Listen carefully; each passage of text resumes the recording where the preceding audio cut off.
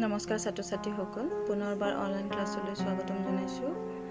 যোৱাকালি আমি হৰ্ষৌকাৰ যোগ থকা পাঠ আলোচনা কৰিছিলোঁ। আজি আমি প্ৰশ্ন উত্তৰসমূহ আলোচনা কৰিম।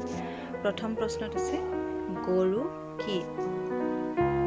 উত্তৰ গৰু এবিধ পশু।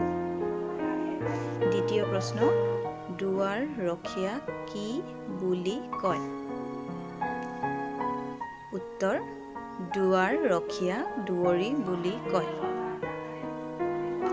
তৃতীয় প্ৰশ্ন কুঁহিয়াৰৰ ৰসৰ পৰা কি হয়?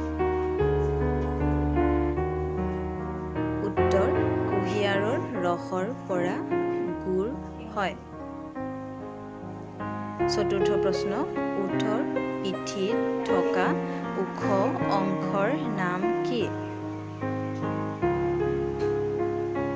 উত্তৰ উটৰ পিঠিত থকা ওখ অংশৰ নাম কুঞ্জ।